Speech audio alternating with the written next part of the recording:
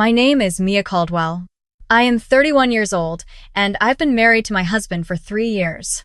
Last November, we sat down for Thanksgiving dinner at his parents' house with nearly 20 members of his extended family when, right in the middle of grace, my mother-in-law stood up from her chair and accused me of trying to steal everything my husband had ever worked for. She placed a folder of printed documents on the table and slid it toward him like she had been rehearsing the moment for months. The room went completely silent. My husband turned to look at me. His aunts, his cousins, his grandfather, every single person at that table was staring, waiting to see what I would do. But I didn't cry. I didn't raise my voice. I simply folded my hands in my lap and smiled. Because 3 weeks earlier, I had already found out exactly what my mother-in-law had been hiding, and I had been quietly waiting for her to make her move ever since. Before I tell you what happened next, please take a second to like this video, subscribe to Heart Path Stories, and drop a comment telling me what state you're watching from. I read every single one. Now let me tell you about the Thanksgiving that changed my marriage forever. My husband, Joel, grew up in a big, close family. His parents had a large house in the suburbs of Columbus, Ohio, with a wraparound porch and a dining room that could seat the entire extended family on holidays. When Joel first brought me home to meet everyone 4 years ago, I remember standing on that porch and feeling genuinely excited. I had grown up in a small family, just my mom and my older brother, and the idea of marrying into something this large and warm felt like something I had always quietly wished for. His grandmother hugged me before I even finished introducing myself. His cousins were easy and loud and funny. His father shook my hand and told me any friend of Joel's was welcome here. But his mother was different. She smiled when Joel introduced us. She offered me wine and asked polite questions about my job and where I had gone to college. From the outside, she was perfectly cordial, but there was something underneath it that I noticed almost immediately. A smallness in her eyes when I laughed too freely. A tightness around her mouth when Joel reached for my hand at the dinner table. The way she would redirect a conversation whenever Joel and I were in the middle of sharing something together. After Joel and I got engaged, I told myself I was imagining it. After we got married, I told myself she just needed time. After our first anniversary came and went and the comments began, I finally accepted what I had been trying to avoid. My mother-in-law did not like me, and she had never intended to. She never said anything outright cruel. She was too careful for that. It was always something small, something that could be laughed off if you called her on it. She once mentioned at a family brunch that it must be so nice for me to have Joel's stability to fall back on. She told her sister at Christmas that Joel had always had such a generous heart, almost to a fault. When Joel and I bought our first house together, she asked him privately if he was sure he had thought it through carefully enough.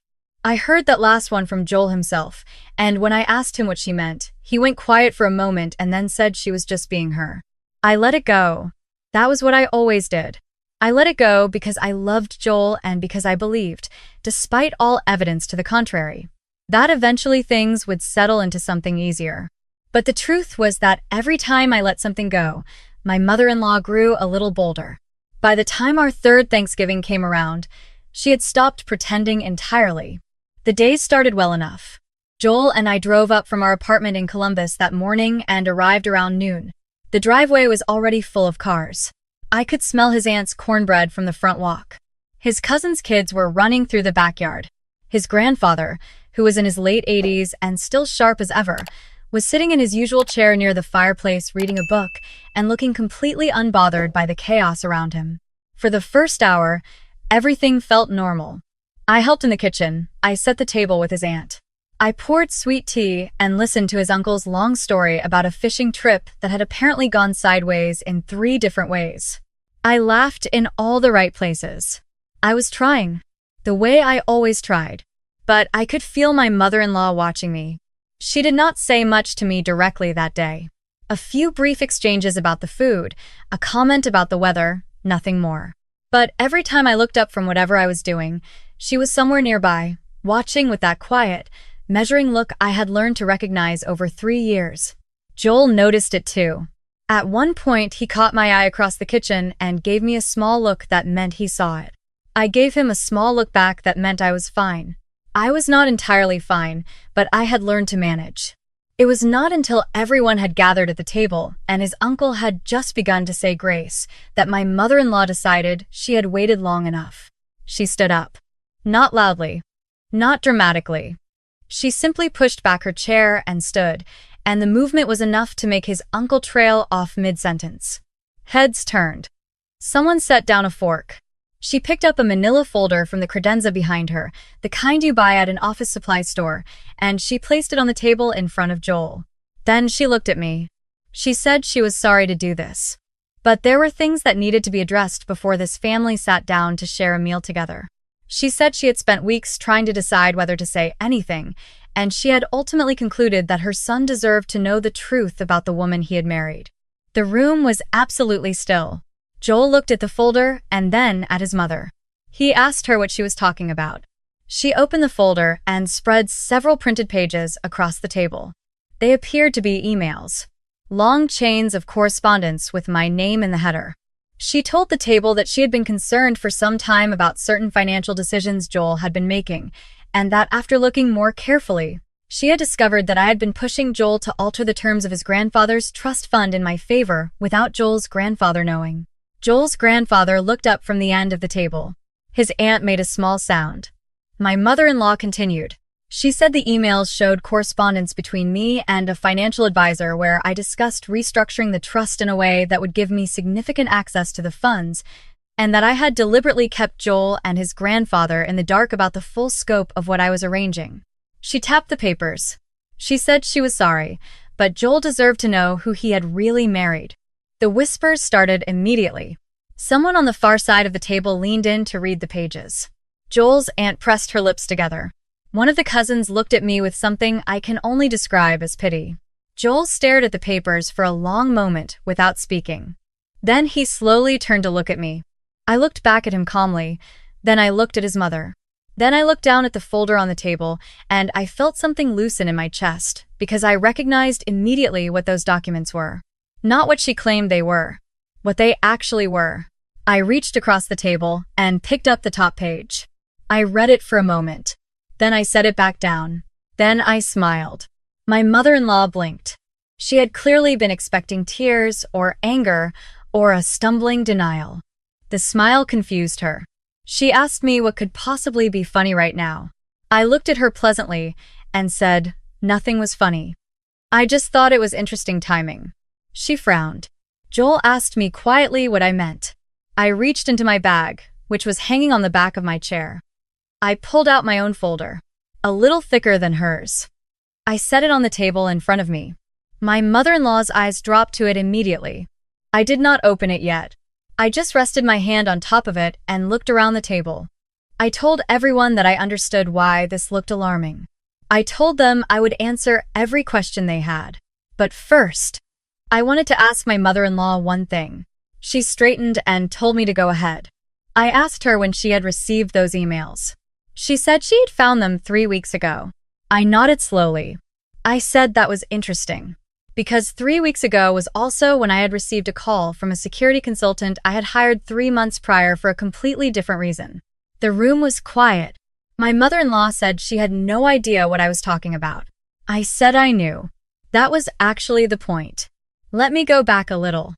6 months before that Thanksgiving, Joel's grandfather had made a decision that had unsettled the entire family. He was elderly, he was healthy but realistic about his age, and he had decided it was time to begin formally organizing the distribution of his estate. He had a significant amount of money, the result of a manufacturing business he had built over 40 years and sold before I ever came into the picture. The estate was held in a trust, and for the past decade, my mother-in-law had been the one managing the administrative side of that trust on his behalf. Joel's grandfather trusted her completely. She was his daughter-in-law of 30 years. She handled the paperwork, coordinated with the attorneys, signed the documents he needed signed. He was sharp, but he was also 87 years old, and he had long since decided he did not want to spend his remaining years staring at spreadsheets. Joel had mentioned this arrangement to me early in our relationship. Casually, the way you mention something that has always just been true. I had not thought much about it. But then, about 4 months before Thanksgiving, Joel's grandfather called us both and asked if we would be willing to sit down with the estate attorney to discuss what the eventual distribution might look like. He wanted the next generation involved. He wanted transparency. It was a generous and thoughtful gesture, and Joel and I were both touched by it. That was when I began to notice something was off. It started with a discrepancy. During one of our meetings with the attorney, he referenced a figure that did not match a figure from a document we had been shown the previous month.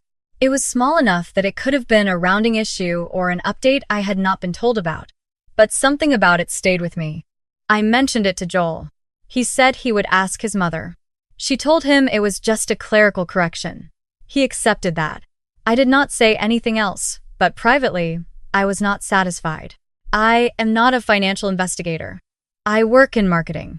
But I am organized, and I am observant. And I had noticed enough over 3 years of watching my mother-in-law operate to know that her explanations tended to be just smooth enough to discourage follow-up questions. So, I did something I had never done before. I hired someone to help me look more carefully. I want to be clear about why. It was not about the money. Joel and I were comfortable. We did not need his grandfather's estate to live well. I did it because I could see that something was quietly wrong, and because Joel's grandfather was a good man who had spent 40 years building something and deserved to have someone paying attention. The security consultant I hired was a woman I had met through a former colleague. She specialized in financial irregularities, the kind that are easy to miss if you're not looking for them specifically. I told her what I had noticed and gave her access to the documents I had legally received as part of the estate planning process. Then I waited. 3 weeks before Thanksgiving, she called me. What she had found was not small. Over a period of approximately 4 years, a series of transfers had been made from a subsidiary account attached to the trust. The amounts varied. Some were modest. Some were not. They had been structured in a way that kept each individual transaction below the threshold that would trigger automatic review. Taken together, they represented a significant sum that had moved out of the trust and into an account that was not affiliated with the estate in any way. The account it had moved into was registered to a property holding company. That company had no public presence, no website, no business filings beyond the bare minimum required to exist legally, but it did have a registered agent. My mother-in-law's name. I sat with that information for 3 weeks. I did not tell Joel immediately. I know that sounds strange, and I will explain why in a moment. I did not panic. I did not confront her. I simply prepared. I organized everything the consultant had given me, verified it against the documents I had access to, and waited. I also started keeping closer track of my mother-in-law's behavior during that period. And that was when I noticed she was nervous. She called Joel more than usual. She asked questions about when we planned to meet with the estate attorney again. She mentioned twice that she thought Joel's grandfather should not overwhelm himself with too many meetings. She came by our apartment unannounced on a Saturday, which she had never done before, and when I answered the door she seemed momentarily startled, like she had expected someone else. I was polite. I made coffee. I watched her. Something had shifted. She was moving faster than she normally did, and I could not tell exactly why. I suspected she had heard something through the attorney's office, or noticed that certain documents had been accessed. Whatever had triggered her, she had clearly decided she needed to act. What I did not anticipate was that she would go on offense instead of trying to disappear quietly. But I suppose I should not have been surprised. She had spent 3 years being a little bolder each time, and I had spent 3 years letting it go. She had every reason to believe that when the moment came, I would fold. I had not folded. Back at the table. The folder she had spread in front of Joel. The emails that supposedly showed me plotting to redirect his grandfather's trust in my own favor. I knew what those emails were the moment I glanced at the header. They used my name and my husband's email address in the CC line, but the formatting was slightly wrong. The font spacing was off in a way that is easy to miss if you're looking at a printout instead of a screen. And the email address in the from line, the one that appeared to be mine, had a period in a slightly different position than my actual address. It was a competent forgery, but it was still a forgery. And the reason I was confident of that, sitting at that table with 20 people watching me, was that 3 weeks earlier the consultant had mentioned, almost as an aside, that during her review, she had detected an unauthorized attempt to access my personal email account from an external device. She had flagged it and blocked it before anything was actually accessed. The attempt had been traced to a device registered to a network at my in-laws' home address. My mother-in-law had tried to get into my email. She had not succeeded. So, she had apparently created something that looked like it came from my email instead. I opened my folder. I started with the device report. I did not make a speech about it. I simply placed the page on the table and said that about 3 weeks ago, someone had attempted to access my private email account from this address. I slid the page toward the center of the table so the people nearest could see it. Joel's grandfather leaned forward. Joel's uncle reached across to look. My mother-in-law said that proved nothing. I said I agreed. By itself, it did not prove much. Then I placed the second page. The forensic report on the email documents she had printed. It showed that the emails in her folder had been created from a single device, on a single afternoon, approximately 9 days ago. They had not been sent or received through any mail server. They had been composed in a word processing program and formatted to resemble email printouts. The metadata was still embedded in the file. Joel picked up the page.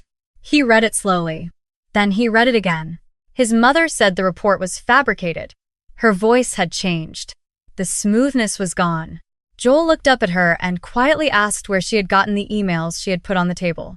She said she had received them from a source she trusted. He asked her who. She did not answer. His grandfather spoke for the first time since she had stood up. He had a low, careful voice, the kind of voice that does not need to be loud to carry. He said her name once, just her name, and the question in it was enough to fill the room.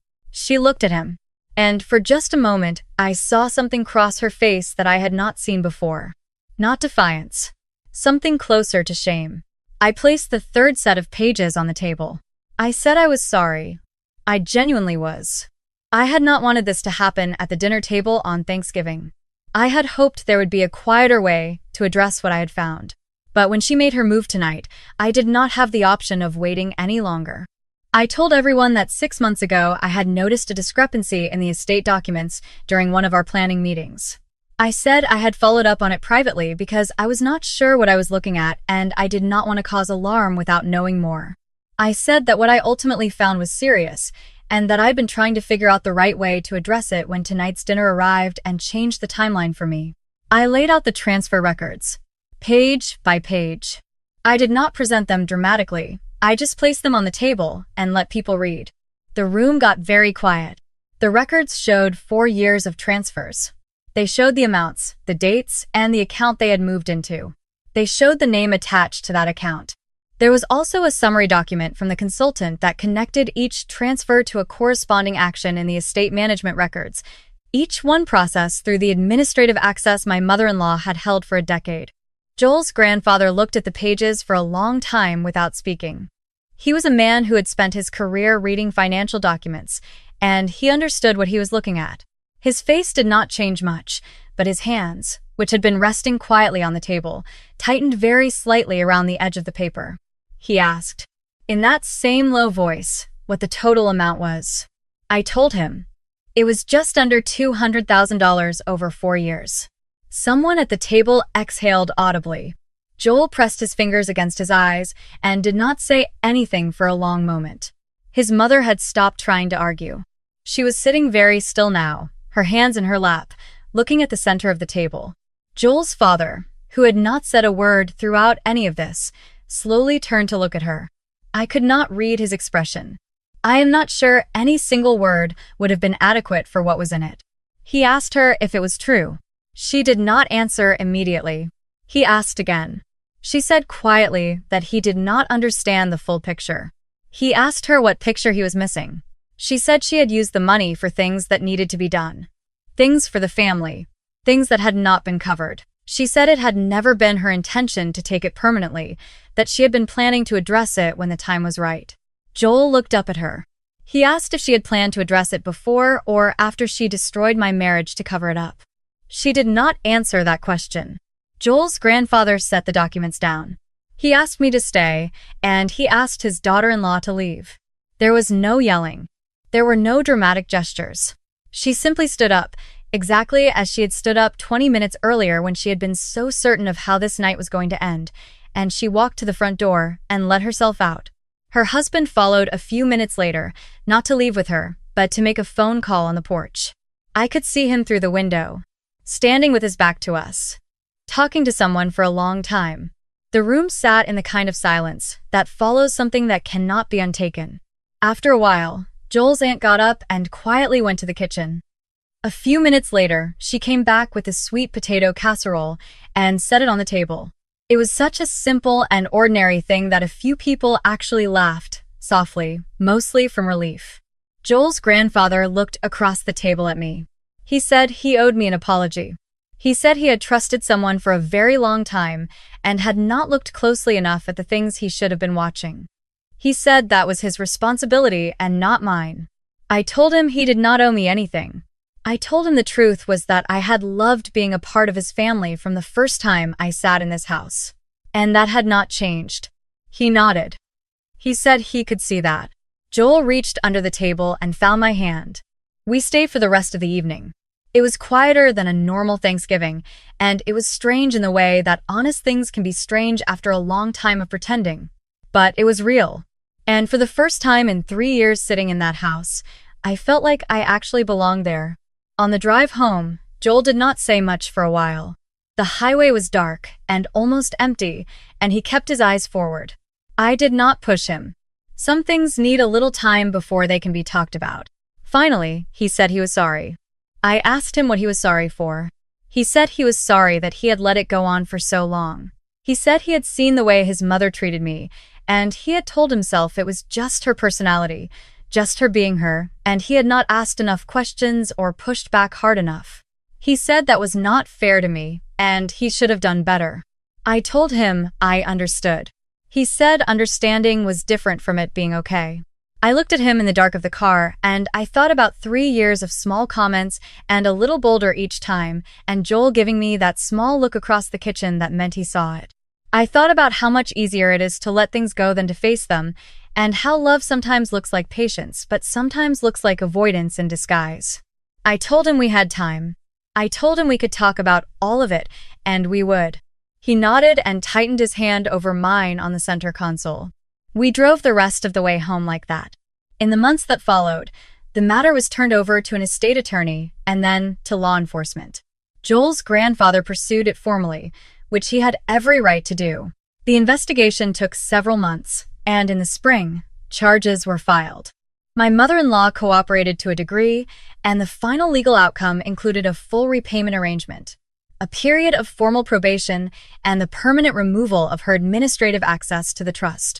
The property holding company was dissolved. The transferred funds were recovered and returned to the estate. It was not a clean ending in the way that stories sometimes pretend things resolve cleanly. Joel's father had difficult months. Joel had difficult months.